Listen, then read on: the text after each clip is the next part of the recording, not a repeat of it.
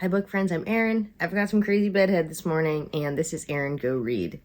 This is my second vlog relating to the adult summer reading book bingo from the Seattle Arts and Lectures and the Seattle Public Library.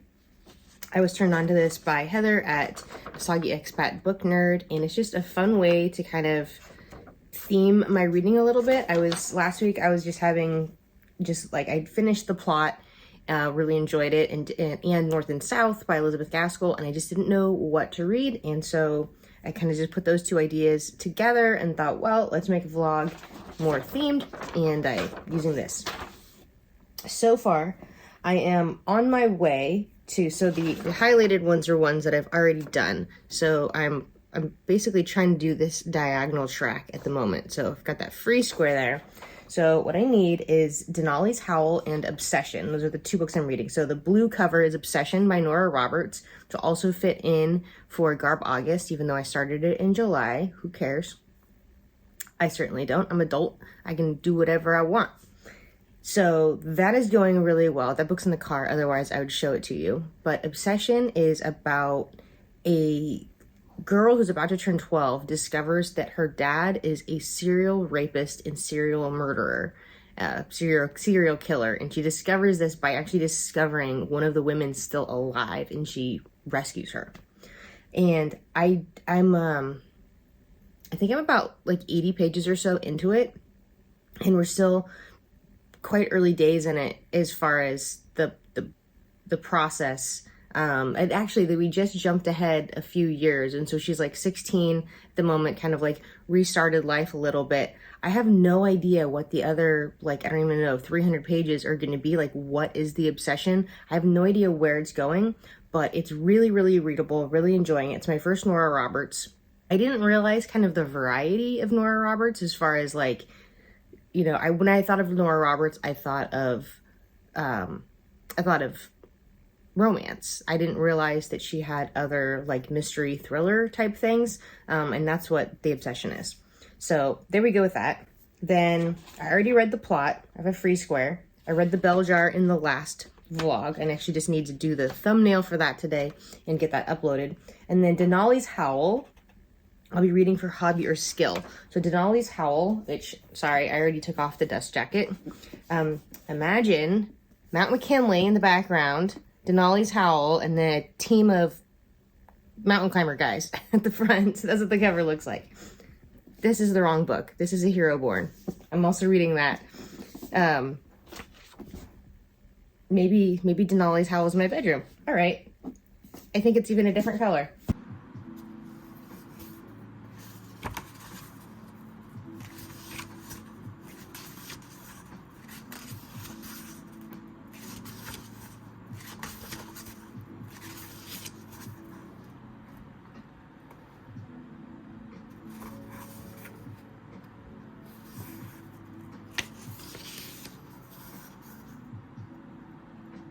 So I have terrible cramps now. This is Ruby, and she's perfect for just sticking over your belly when you have cramps. So I made a decent progress in Denali's Howl. I'm about 60 pages in. They are just about to actually start the expedition. There's just a lot of info on how the expedition started, the formation of the crew, the 12 guys that end up going on the expedition, and some of the kind of just the politics and the minutia of getting approved and all that kind of stuff. So there's some stuff that I read really quickly because I didn't care. Let's just get to the mountain. Let's just get started. I just threw the toy for my dog, and now he's having trouble getting it. You can do it, man. You can do it. Good job. Okay, sorry, my dog just got distracted by my dog. So good getting the toy. And it was stuck in a bag. Okay, anyhow, I need something more fast-paced than Hero Born or Denali's Howl is going to give me, and so I've got the obsession out of the car.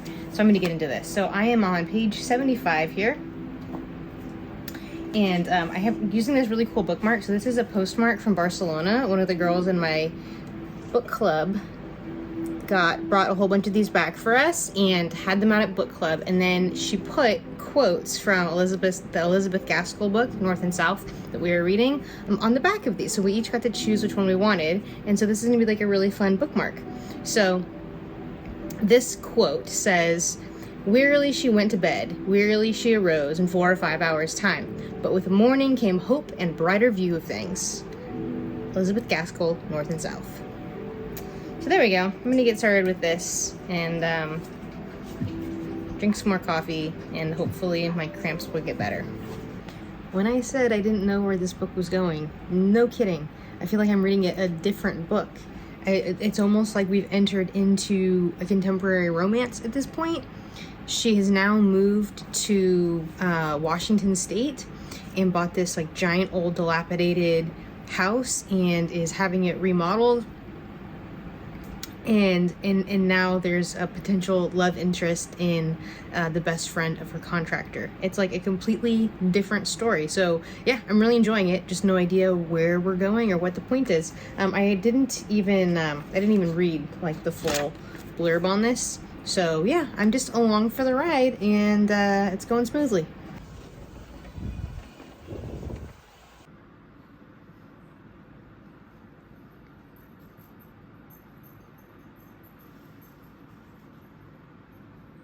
I just finished The Obsession, and I really, really enjoyed it. I was just completely drawn in, held.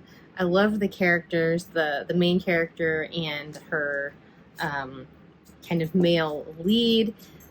In the mid-year book freakout tag, there's a question about like your new literary crush.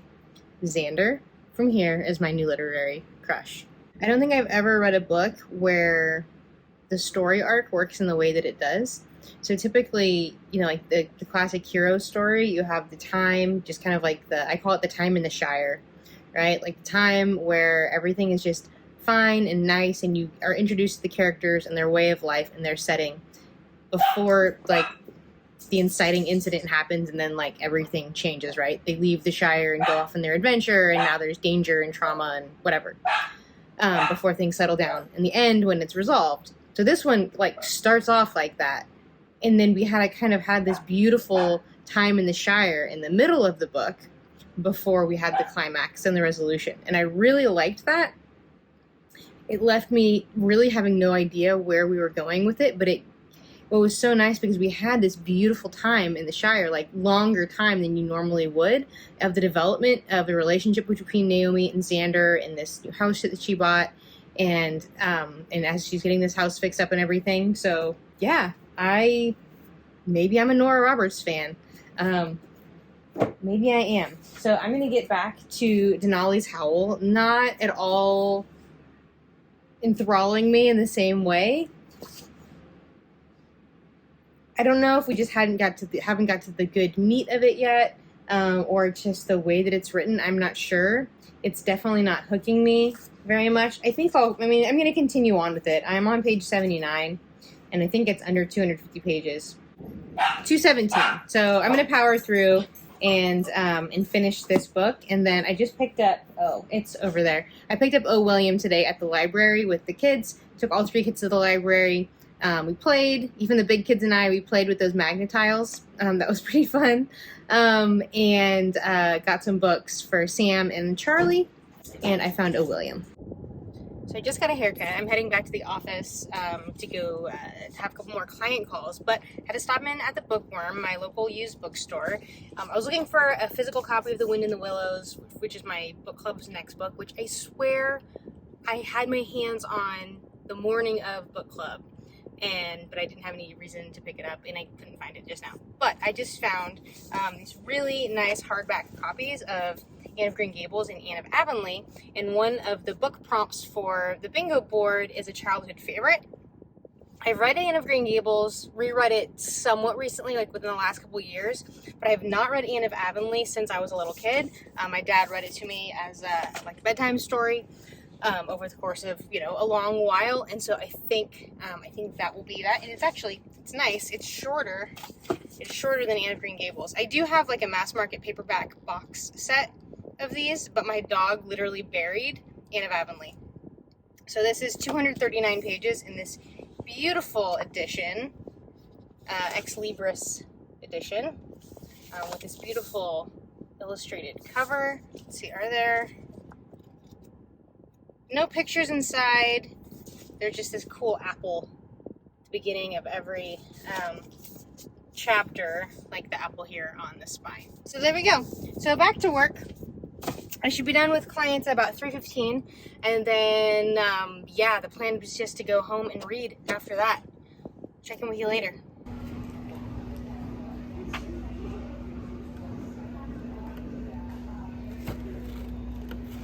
I bought some more books.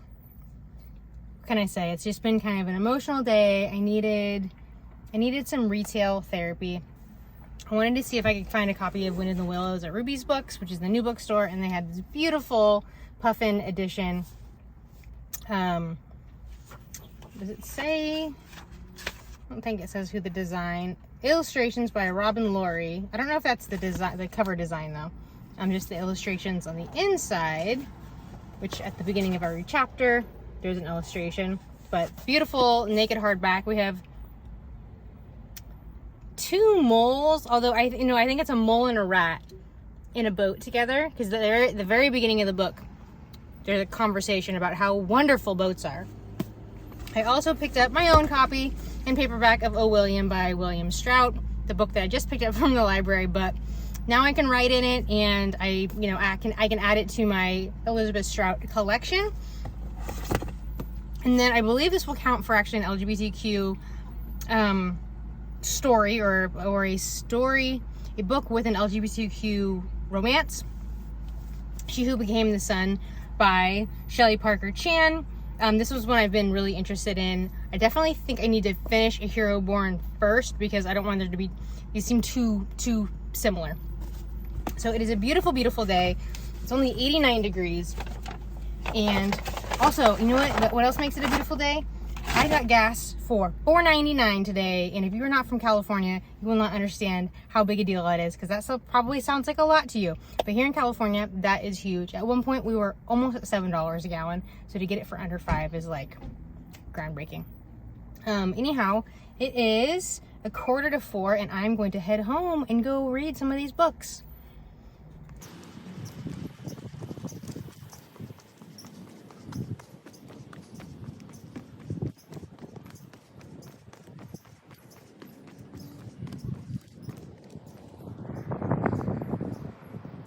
So I am just over halfway through what will be about a 10-mile run, and this is one of my favorite spots in the world. This is the Folsom Truss Bridge. This is the American River that we're crossing. Off in the distance, I don't know if you can see some like light stands. I don't know if I can find any. There's like light stands in the distance. That's actually Folsom Prison over there. I can see a big cement wall off in the distance, and like an observation point. But Folsom Prison, as in Folsom Prison Blues from Johnny Cash, that's where we are. And we have this amazing bridge. The flag is always up from kind of Memorial Day to Labor Day, and there's really cool lanterns that hang. I just love this old historic bridge. Got people paddleboarding and kayaking underneath. I might actually do that. No, I won't do that later, because as soon as I finish my run, I've got to get ready and go to Topgolf. I don't know if you know what Topgolf is, but basically Topgolf is this idea that my husband had in like 2004, 2005 on his first Iraq deployment. He had this idea. He called it the drink and drive, which he knew he'd never actually call it, but that was actually kind of his plan, was to open up the drink and drive. He's not a golfer, but he was not a golfer, but the idea was to have a driving range where there was like a bar and a restaurant, and he was going to have it be like marine and artillery themed, and it was a driving range where you drink and drive. And that's actually what Topgolf is. So I'm going to be doing that with the gym. It's like a team building thing with the gym employees. So that's what I'll be doing from about 11:30 to 2 or so.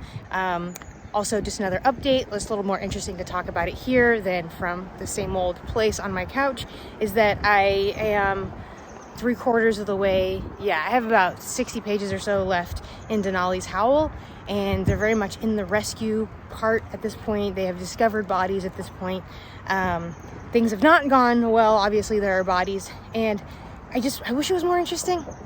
I basically, if it wasn't for this challenge, I probably would have DNF'd it already. It's just not that interesting in the way that it's told. There's just so many names. We don't really get to know these guys very well, and they're just like these list of all these names of guys. All of these elevations, you know, numbers being thrown out there about the elevation on the mountain and everything, that just sometimes it just doesn't stick in my mind very well. I just don't feel like the story is told all that well, considering we're talking about like this amazing expedition and 7 guys died, or 8, something like that. So anyhow, I will be finishing that today. That is the main goal of the day, and then hopefully I'll get some time into William as well. Oh, this view, this is my backyard, guys. Just as much as I've been into weightlifting and not into running these last 2.5 years or so, this is a good reminder of why I love running. I guess it doesn't have to be running, it could be hiking, but look at this. And I ran here by foot from my house.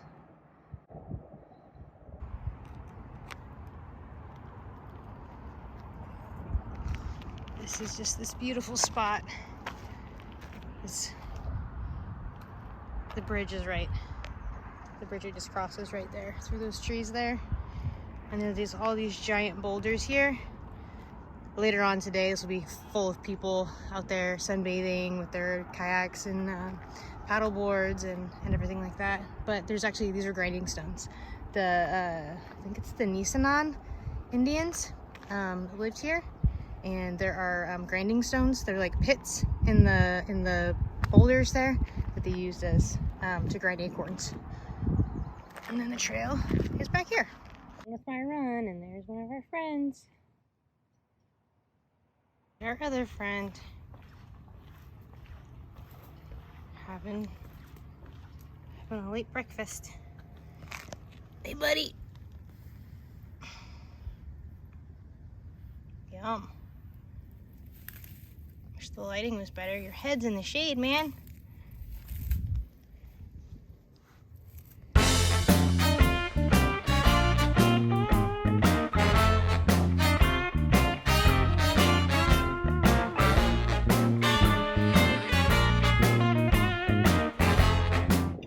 Yeah, so great day today. Ran and then Top Golf was a lot of fun.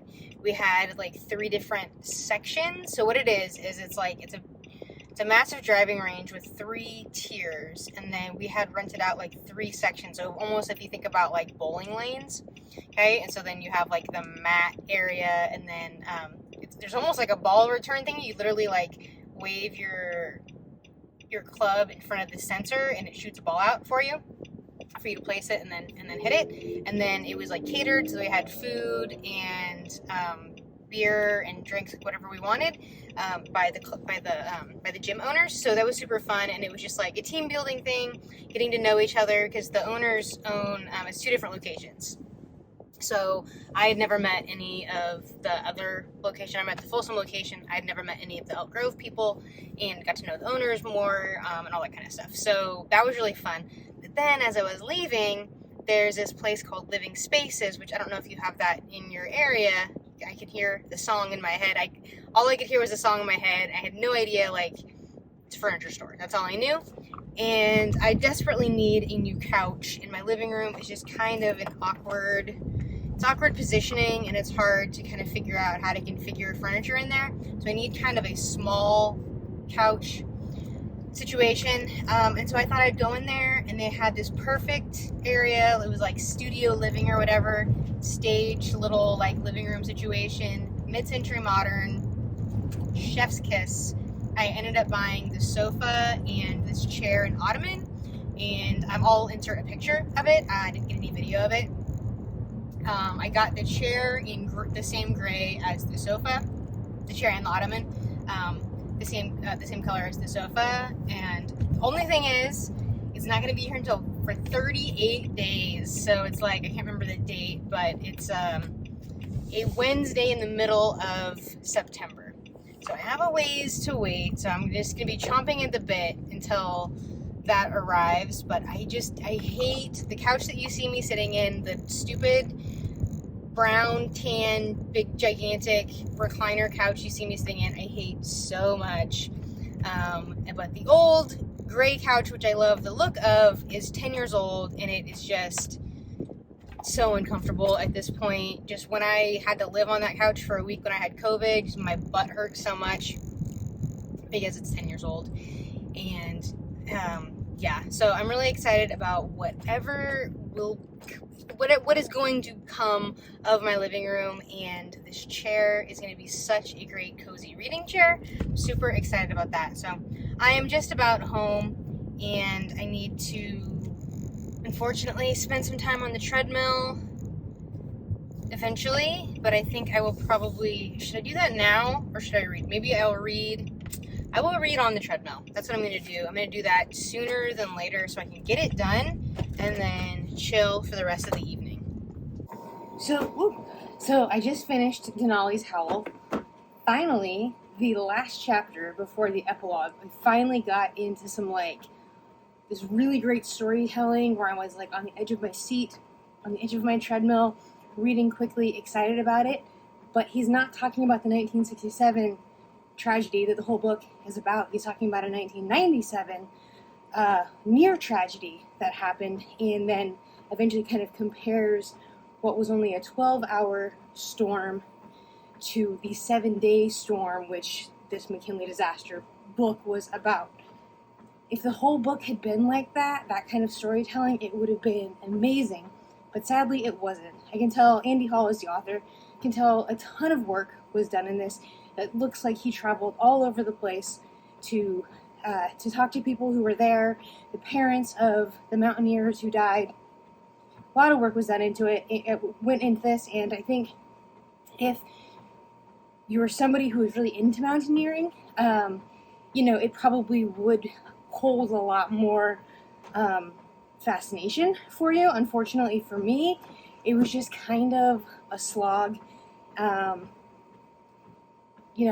can't say that I'm glad I read it. It'll definitely be going back where I came from into a little free library. So I have 3/4 of a mile to finish of my 4-mile afternoon slog here. My butt is sore. I'm ready to be done, but the goal was 8.5 miles this morning and 4 miles on the treadmill this evening.